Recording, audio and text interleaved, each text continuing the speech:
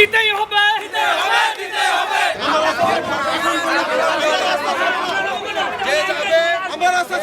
দীর্ঘ 30 ঘন্টা ধরে কারেন্ট নাই, তাই ধাক্কা মারায় 7, 8, 9 আমরা ধাক্কা মারাবাসী বরাবরে অবহেলিত।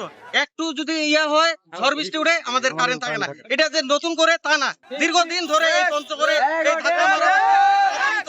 আমরা এই ইয়াটা অবসান চাই। গতকালকে 11টা পর্যন্ত বিদ্যুৎ ছিল, তারপরে লাইনের কাজ করার জন্য পরবর্তী আধা ঘন্টার জন্য লাইনটা আসছিল। তারপর থেকে এখনো 24 ঘন্টা অতিক্রম হয়ে গেল, লাইন নাই। আমরা ফোন দিচ্ছি বিদ্যুৎ অফিসে, তারা ফোনগুলো রিসিভ করে না, কোনো রেসপন্স নাই তাদের। আর আমাদের ছোট বাচ্চা অসুস্থ, কালকে সারা বাজার খুঁজে একটা মোমবাতি পাইনি ভাই আমরা। গতকালকে একটি ঘটনা ঘটছে, যে ঘটনার পরিপ্রেক্ষিতে আমরা মনে করছিলাম যে হয়তো 2-3 ঘন্টা বিদ্যুৎ থাকবে না, কিন্তু 1 ঘন্টা 2 ঘন্টা করে এখন 30 ঘন্টা অতিবাহিত হচ্ছে, আমরা এখন পর্যন্ত বিদ্যুতের মুখ দেখতে পাইনি। এতে করে আমাদের বাড়িতে যে অসুস্থ রোগী, অসুস্থ বাবা মা, ছোট বাচ্চা সকলে না খাওয়া অবস্থায় আছে। বিদ্যুৎবিহীন অবস্থায় অনেকে অসুস্থ হয়ে হাসপাতালেও চলে গেছে। একটা দুর্ঘটনা করছে, ভালো কথা, আমরা মেনেছি, সবাই আমরা মানবিক, যে আমরা চাচ্ছি অবশ্যই 2-3 ঘন্টার মধ্যে বিদ্যুৎ সাপ্লাই দেওয়ার কথা। সেখানে 30 ঘন্টা অতিবাহিত হইলো, শেষে বিদ্যুৎ না থাকার কারণে আমাদের পানি নেই, আমরা নদী থেকে পানি এনে খাচ্ছি। আমাদের বউ বাচ্চা সবাই অসুস্থ হয়ে গেছে। আমরা কি এত অবহেলিত কেন আমরা এই এলাকার? বিদ্যুৎ সরবরাহ না থাকার কারণে আমাদের যে জনমানুষের যে ভোগান্তি, এই ভোগান্তিগুলো আমাদের পোহাইতে হচ্ছে। RICL TMX, যুগের পর যুগ স্থাপনা থাকে মজবুত।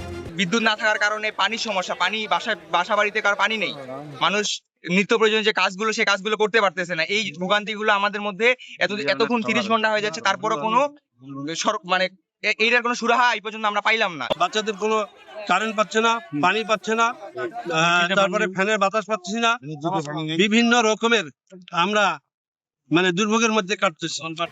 আর ওইখানে একটা অ্যাক্সিডেন্ট হওয়ার পর থেকে নিয়ে অর্ধেক পঞ্চগড় কারেন্ট আছে আর অর্ধেকের নাই। ওরা মানুষ, আমরা মানুষ নই।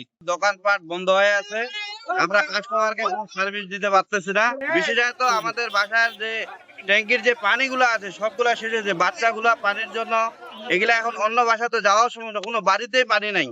এই পানির সংকট, খাওয়া দাওয়া আমরা যে খাবো, বাল্বগুলো তো বন্ধ হয়ে আছে। অতএব দোকানপাট, বাড়িঘর সবকিছু বিদ্যুৎ ছাড়া অচল হয়ে আছে।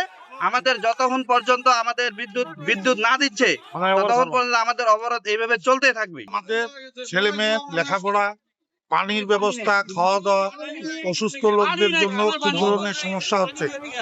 যে কোনো সময় কোনো ধরনের ঝড় বৃষ্টি বাদল হলে আমরা ব্রিজের এপারে খুব অবহেলিত অবস্থায় থাকি।